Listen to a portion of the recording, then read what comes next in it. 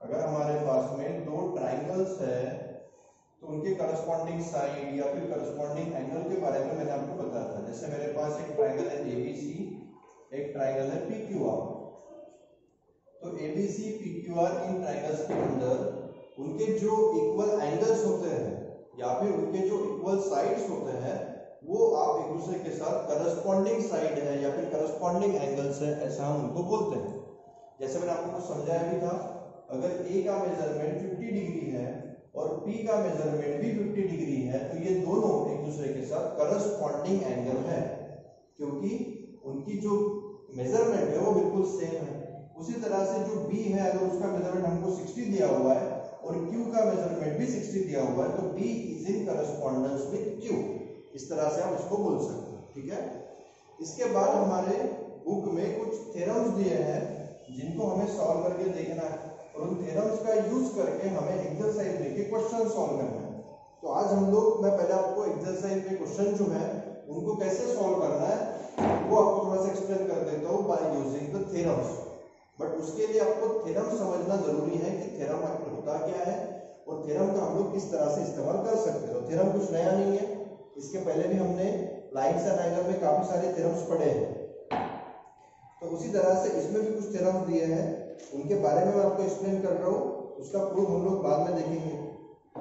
तो सबसे पहले तो एक एक्सियम है पेज नंबर 113 के ऊपर, एक्सियम 7.1। इन सभी को आपको अच्छे से समझ लेना है ताकि आप इसका यूज करके एक्सरसाइज में से क्वेश्चंस को सॉल्व कर सको। तो थोड़ा अच्छे से सामने ध्यान देना और समझना कि एक्चुअल में एक्सियम क्या बताना चाह रहा है।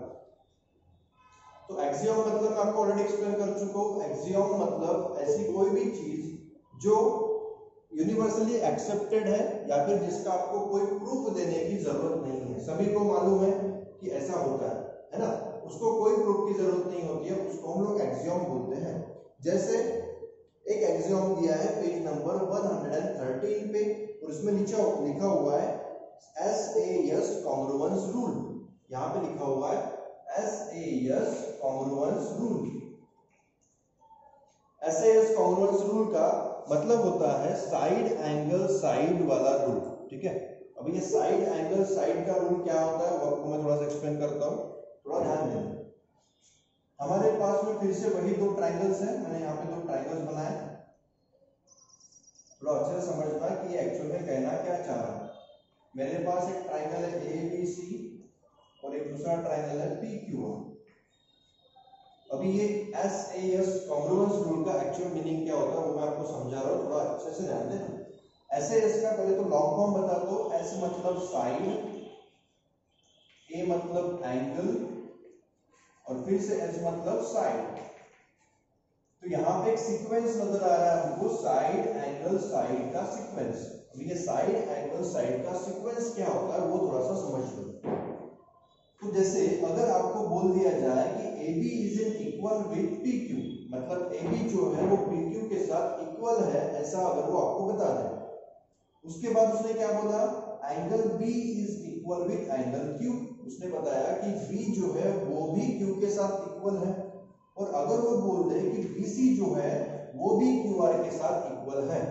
देखो उसने क्या क्या दिया, मैं लिखता हूँ यहाँ पर AB is equal with PQ, ये उसने बताया हमको। Angle B is equal with angle Q, ये भी उसने हमको बताया। And then BC is equal with QR।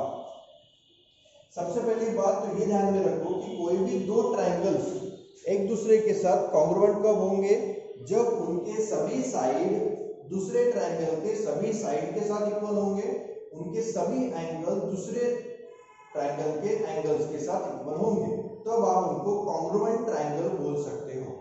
But इस कंडीशन में देखो हमको उसने बताया है कि एक साइड जो है दूसरे साइड के साथ इक्वल है, दूसरी साइड भी दूसरे साइड के साथ इक्वल है और उन दोनों के बीच वाला एंगल एक दूसरे के साथ इक्वल है। बट AC को उसने PR के साथ इक्वल नहीं बताया, एंगल A को P से इक्वल नहीं बताया और C को भी Q के साथ इक्वल नहीं बताया। मतलब यहाँ पे उसने हमें से तीन ही कंडीशन की है जो एक दूसरे के साथ इक्वल है। तो क्या ऐसी कंडीशन में हमारे दोनों ट्राइंगल इक्वल हो सकते हैं? तो बिल्कुल हो सकते हैं। और उसके लिए हमें चाहिए एक्सियम, जो एक्सियम यहाँ पे लिखा हुआ है। अभी मैं आपके लिए वो एक्सियम पढ़ूंगा और उसके बाद आपको समझ में आ जाएगा कि दो ट्राइंगल क्यों इक्वल है। देखो एक्सियम में क्या बोला है, टू ट्राइंगल्स आर कॉन्ग्रुएंट, दो ट्राइंगल्स एक दूसरे के साथ कॉन्ग्रुएंट होते हैं if two sides and the included angle of the sides of one triangle are equal to the side and the included angle of the other triangle। तो ये क्या बोलना चाहता है कि एक ट्राइंगल के दो साइड्स, एक ट्राइंगल के दो करस्पॉन्डिंग साइड दूसरे ट्राइंगल के दो करस्पॉन्डिंग साइड के साथ इक्वल होने चाहिए और उन दोनों के बीच वाला एंगल भी एक दूसरे के साथ इक्वल होना चाहिए। अगर ऐसा है तो ऐसी कंडीशन में हम दोनों ट्राइंगल को एक दूसरे के साथ कॉन्ग्रुएंट बोल सकते हैं। तो देखो यहाँ पर ए बी इक्वल है पी क्यू के साथ, मतलब ये वाली साइड और ये दूसरी साइड और उसके बीच वाला इंक्लूडेड एंगल। तो अगर दो साइड और उनके बीच वाली इंक्लूडेड एंगल एक दूसरे के साथ इक्वल है तो हम दो ट्राइंगल्स को कॉन्ग्रुएंट बोल सकते हैं bye side angle side criteria. समझ में आएगा सभी को? हाँ, तो एक ट्राइंगल दूसरे ट्राइंगल के साथ इक्वल हम लोग लिख सकते हैं। इसको इक्वल कैसे लिखना पड़ता है वो बताता हूँ। Triangle ABC is congruent with, ये हमारा जो साइन है ये कॉन्ग्रुएंसी का साइन है, इसको बोला जाता है कॉन्ग्रुएंसी का साइन, या फिर आप उसको बोलते समय क्या बोलोगे, triangle ABC is congruent with, कौन से ट्राइंगल के साथ कॉन्ग्रुएंट है, PQR, है ना। अभी इसमें करस्पॉन्डेंस बराबर लिखना है, ए किसके साथ में इक्वल है, पी के साथ, तो मैंने ए की जगह पी लिखा। मुझे मालूम है बी क्यू से इक्वल है तो बी के साथ में क्यू लिखा है और सी जो है उसको आर के साथ दिखा दिया क्योंकि बीसी इक्वल है क्यू आर के साथ। समझ में आया आपको करस्पॉन्डेंस कैसे लिखा है मैंने? तो इस तरह से आप बोल सकते हो कि ABC is congruent with PQR और इसका रीजन क्या लिखोगे, साइड एंगल साइड टेस्ट या फिर क्राइटेरिया ऑफ कॉन्ग्रुएंसी। समझ गए क्या सभी लोग? अगर आपको दो ट्रायंगल इस तरह, अगर आप, हाँ बोलो सर, हमको इक्वल दिखाना है। यस, इक्वल दिखाना है एबीसी ट्रायंगल। इक्वल का मतलब क्या है, कॉन्ग्रुएंट, ठीक है, एक ही होता है दोनों, ठीक है। वैल्यूज के लिए हम लोग इक्वल वाला फॉर्मूला यूज करते हैं, इक्वल वाला साइन यूज करते हैं, बट जब आप डायग्राम्स को इक्वल दिखा रहे हो तो डायग्राम के लिए हम लोग इक्वल टू का साइन नहीं यूज करते, उसके जगह पे कॉन्ग्रुएंसी का साइन यूज होता है, ठीक है। दोनों का मीनिंग सेम ही है, समझ गए? ठीक, तो हमने दो ट्रायंगल्स को कॉन्ग्रुएंट दिखा दिया by side angle side test, ठीक है, या फिर side angle side axiom.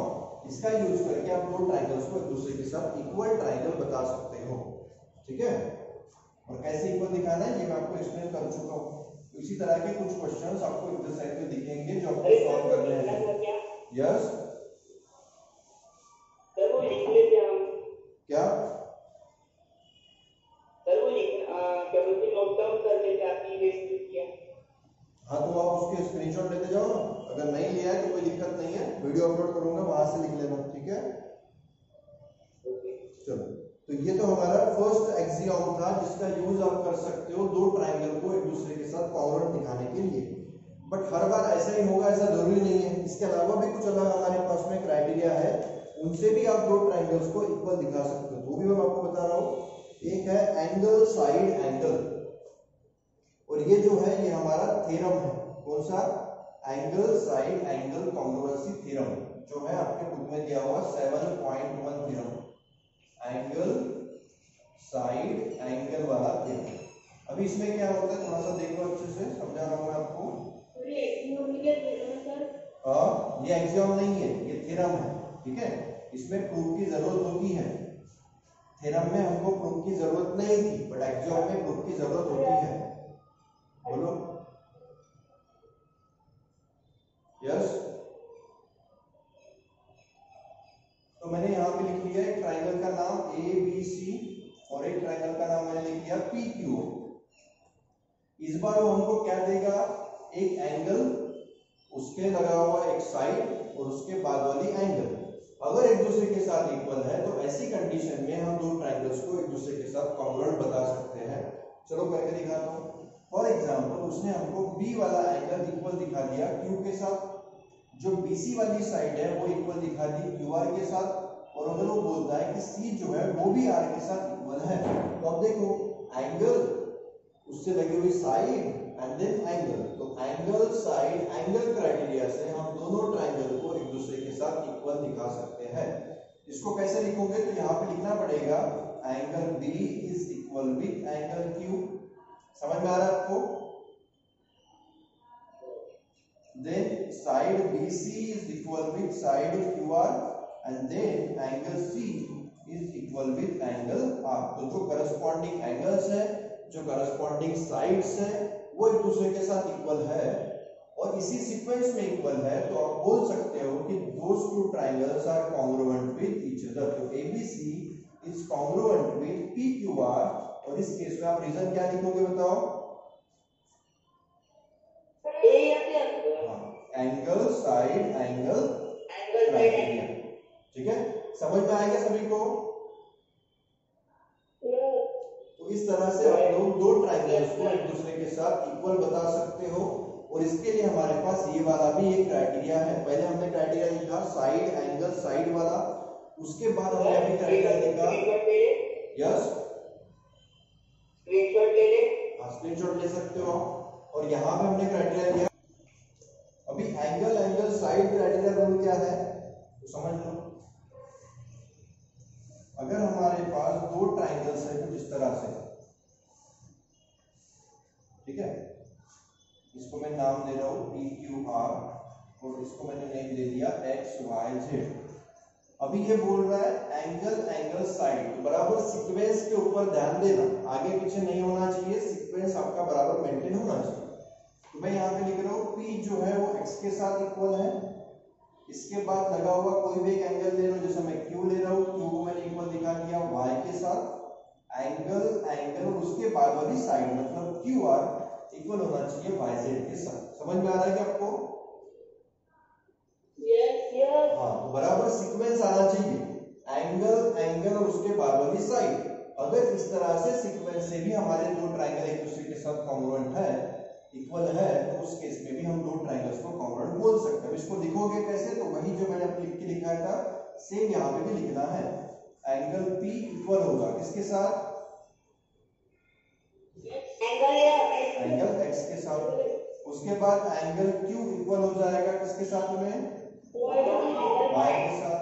And then QR is equal with Y। ठीक है, तो एंगल एंगल साइड, और ये हमारी क्राइटेरिया मैच हो रही है, एंगल एंगल साइड। तो वही आप यहाँ पे लिखोगे triangle PQR is congruent with triangle XYZ। ठीक है, करस्पॉन्डेंस बराबर लिखना, P x के साथ इक्वल है इसलिए मैंने P के सामने x लिखा हुआ है, Q जो है वो y के साथ इक्वल है इसलिए Q के सामने y लिखा। ये करस्पॉन्डेंस मैं आपको पहले ही पीरियड में समझा चुका हूँ, तो कुछ भी नया नहीं है, आपको ऑलरेडी मालूम है ये सब। तो PQR is equal with XYZ, कौन सा रीजन लिखोगे? Angle angle side, angle angle side criteria. समझ में आया क्या सभी को? यस। तो इस तरह से आप लोग इस वाले क्वेश्चन को भी सॉल्व कर सकते हो। अभी सीबीएसई ने आपको रिवाइज सिलेबस भेजा है, सभी के पास सिलेबस है क्या वो वाला? नो, तो आप लोग आपके पास में गूगल होता है, गूगल में भी आप सर्च कर लेना सीबीएसई का रिवाइज सिलेबस फॉर स्टैंडर्ड 9, ठीक है, और उसकी पीडीएफ अपने पास डाउनलोड करके रख लेना, मैं भी भेज दूंगा बाद में, बट अगर आपको उससे पहले मिल जाए तो अपने पास रख लो। और उसमें से देखो कुछ कुछ पोर्शन जो है आपके सिलेबस से रिमूव हो चुके हैं, ठीक है, तो उसको थोड़ा सा ध्यान देना। और जो यस बोलो, यस सर, हाँ बोलो ना। सर जो आपने एंगल एंगल साइड का बोला सर, उसमें एग्जैक्ट भी लिख सकते हैं सर? एग्जैक्ट, हाँ एग्जैक्ट भी लिख सकते हो, क्योंकि एंगल एंगल और ये वाली साइड वो भी चलेगी, ठीक है ना। कोई भी दो एंगल्स आप जो दे रहे हो, लगे हुए एंगल एक दूसरे के साथ, उसके बाद वाला कोई भी साइड ले सकते हो, ये वाला PR भी ले सकते हो या फिर इन दोनों के बाद ये वाला भी ले सकते हो, ठीक है, हाँ चलेगा, कोई भी चलेगा, जो आपको इक्वल दिया है वो लेना। उसको भी इस क्वेश्चन में ये वाला इक्वल दिया था QR वाला, इसलिए मैंने QR वाला लिया, ठीक है। तो आपको एक्सरसाइज में जो क्वेश्चन दिए हैं उनमें ये चेक करना है कि इन तीनों में से कौन सी प्रॉपर्टी वहां पे एप्लीकेबल हो रही है, और जो भी प्रॉपर्टी एप्लीकेबल हो रही है उसी का यूज करके आप दो ट्रायंगल्स को एक दूसरे के साथ कॉन्ग्रुएंट दिखा दोगे। ठीक है, अभी इसके अलावा और क्वेश्चन में क्या पूछते हैं वो भी मैं आपको एक्सप्लेन कर रहा हूँ, थोड़ा अच्छे से ध्यान देना। इसके अलावा जो हमें एक्सरसाइज में क्वेश्चन में पूछा जाता है वो भी मैं आपको एक्सप्लेन कर रहा हूँ। अभी हमको दो ट्रायंगल कॉन्ग्रुएंट दिखाने थे, मैंने दिखा दिया। ठीक है, अगर वो आपको बोले show that PR is equal to XZ, अगर वो बोले कि ये शो करो PR XZ के साथ इक्वल है, तो कैसे शो करोगे बताओ? क्या सर? अगर वो आपको बोले इस क्वेश्चन में show that PQR is congruent with XYZ, तो ये तो आपने दिखा दिया, प्रूव कर दिया है ना। बट अगर वो आपको और बोले कि PR is equal with XZ दिखाओ, शो करो, तो कैसे दिखाओगे? एक्सियम ASA से हमारा इक्वल तो हो चुका है, एंगल साइड से हमने दो ट्रायंगल को कॉन्ग्रुएंट दिखा दिया। उसके बाद अगर वो आपको क्वेश्चन में एक्स्ट्रा पूछता कि show that PR is equal with XZ, तो इसको आप कैसे शो करते? कोई आइडिया है आपको?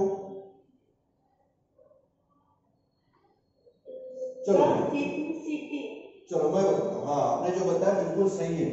अगर हमारे पास दोनों ट्रायंगल एक दूसरे के साथ आपने इक्वल दिखा दिए, अगर हमने दोनों ट्रायंगल को एक दूसरे के साथ कॉन्ग्रुएंट दिखा दिया, तो उसके जितने भी साइड होते हैं, उसके जितने भी एंगल्स होते हैं, वो सभी एक दूसरे के साथ इक्वल हो जाते हैं। मतलब PR भी XZ के साथ ऑटोमेटिकली इक्वल हो जाएगा। समझ में आ रहा है क्या? और इसका रीजन क्या लिखोगे? CPCT, हाँ, corresponding part of congruent triangle. इस तरह से फिर आप लिख सकते हो कि जो PR है वो भी इक्वल हो जाएगा XZ के साथ। अगर वो आपको बोले PQ को इक्वल दिखाओ XY के साथ, दिखा सकते हो? क्या सर? PQ को XY से इक्वल दिखाने के लिए बोला है, तो दिखा पाओगे क्या? हाँ, कैसे दिखाओगे? पहले AS से निकालेंगे, फिर CPCT से निकालेंगे। यस, पहले तो आप दोनों को कॉन्ग्रुएंट दिखा दोगे इस तरह से, एंगल साइड क्राइटेरिया से, और उसके बाद लिख दोगे कि PQ is equal with XY by CPCT। समझ गए क्या सभी लोग? हाँ, तो इसी तरह से आपको एक्सरसाइज में से क्वेश्चन सॉल्व करना शुरू कर देना है। जो थ्योरम्स है उसमें से मैं आपके लिए थ्योरम देख लूंगा कि कौन से थ्योरम आपके लिए इंपॉर्टेंट है एग्जाम पॉइंट ऑफ व्यू, क्योंकि जो सिलेबस अभी सीबीएसई ने दिया है उसी हिसाब से हमको सिलेबस में से थ्योरम देने हैं। ठीक है, जो इंपॉर्टेंट है वो थ्योरम लेंगे, बाकी थ्योरम अगर सिलेबस से रिमूव हो चुके हैं तो उसको हम लोग स्किप करेंगे। ठीक है, बट एक्सरसाइज आपकी आ रही है, तो एक्सरसाइज 7.1 आपको घर पे सॉल्व करके देखनी है। कर पाओगे क्या? हाँ, ठीक है, यस। चलो, एक क्वेश्चन जो है मैं आपको एक्सप्लेन कर देता हूँ ताकि आपको थोड़ा सा आइडिया आ जाए कि आप बाकी क्वेश्चंस को कैसे कर सकते हो। ठीक है ना? वैसे तो मैंने आपको यहाँ पे 3 अलग अलग टाइप के क्वेश्चन एक्सप्लेन कर ही दिए हैं, बट एक क्वेश्चन आपके एक्सरसाइज में से ले लेता हूँ ताकि आप बाकी क्वेश्चंस को थोड़ा ट्राई करके देख सको। तो एक्सरसाइज 7.1 में से एक सबसे सिंपल वाला जो क्वेश्चन है, क्वेश्चन नंबर 1 आपको एक्सप्लेन कर रहा हूँ। बाकी क्वेश्चंस आप ट्राई करके देखना, अगर नहीं आते तो नेक्स्ट वीडियो मुझे पूछ लेना। हमारे पास एक क्वेश्चन है, डायग्राम ड्रॉ कर रहा हूं मैं। ABC और एक नीचे पॉइंट दिया हुआ है D। देखो इसमें क्या क्या गिवन है।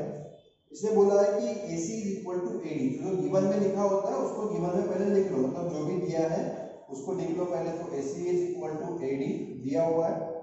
AB is a bisector of angle A। मुझे बताओ, अगर AB बाइसेक्टर है इस एंगल का A का, तो इसका मीनिंग क्या होता है? कौन बता सकता है?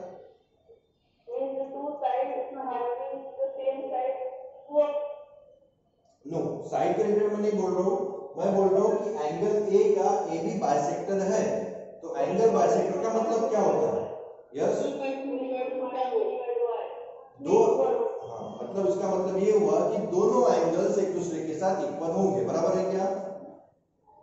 तो मैं यहाँ पे लिख लेता हूँ CAB, angle CAB is equal with, किसके साथ इक्वल रहेगा CAB बताओ?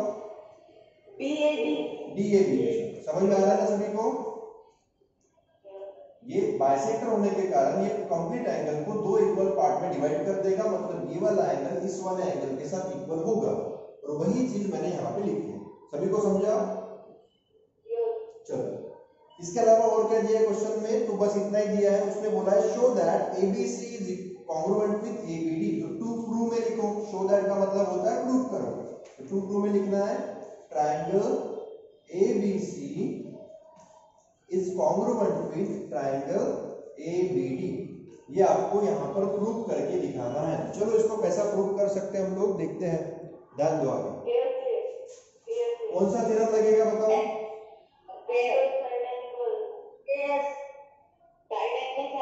Side angle side. कैसे? ठीक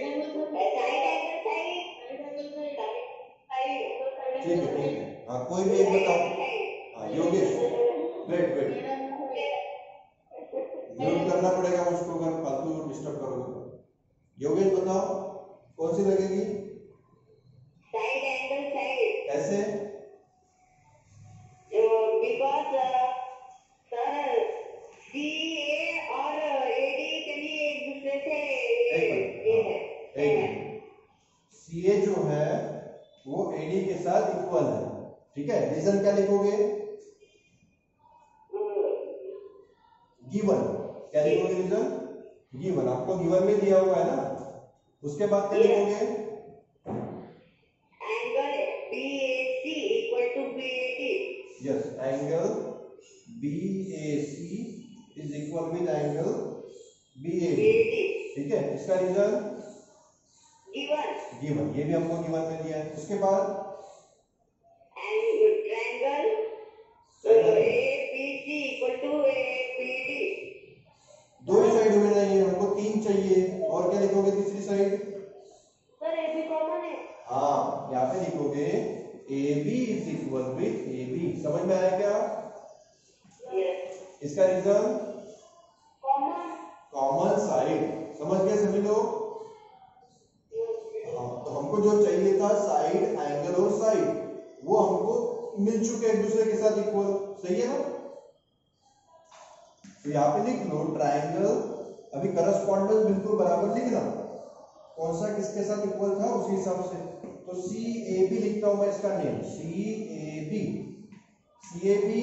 तो C किसके साथ इक्वल है बताओ?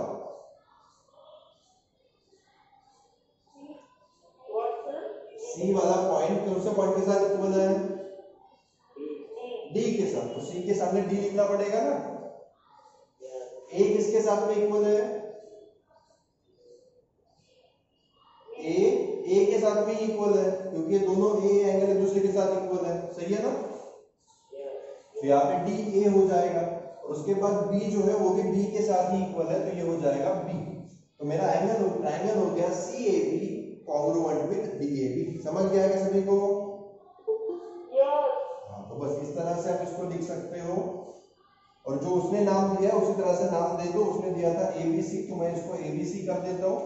ABC करूंगा तो ये ABD हो जाएगा। सही है ना? AB और उसके बाद लिया है, तो इधर भी AB और उसके बाद देना पड़ेगा, तो ABD हो जाएगा। रीजन क्या लिखोगे? रीजन बताओ। Side angle side. SAS criteria या फिर टेस्ट। समझ में आएगा सभी को? तो इस तरह से आप एक्सरसाइज 7.1 को सॉल्व कर सकते हो।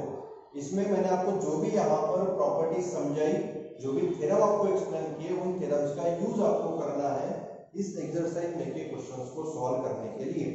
तो आपके लिए ये होमवर्क होगा। एक्सरसाइज 7.1 आपको सॉल्व करनी है। फर्स्ट वाला क्वेश्चन मैंने आपको एक्सप्लेन कर दिया है, कुछ उसी तरह से आप बाकी भी क्वेश्चन सॉल्व करके देखोगे। कर पाओगे? यस सर इसका हाफ क्वेश्चन रह गया। क्या रहेगा इसमें? What can you say about BC and BD? Okay, एक मिनट। What can you say about BC and BD? Check करो।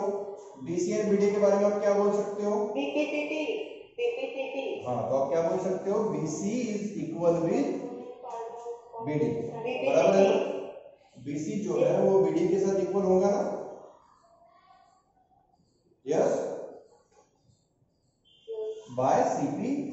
किससे इक्वल हो जाएगा वो CPCT से, क्योंकि वो करस्पॉन्डिंग पार्ट है कॉन्ग्रुएंट ट्रायंगल का। तो इस तरह से आप इस वाले क्वेश्चन को सॉल्व कर सकते हो। समझ गया सभी को? चलो बाकी क्वेश्चन हम लोग नेक्स्ट वीडियो में देखेंगे। आप एक्सरसाइज 7.1 को घर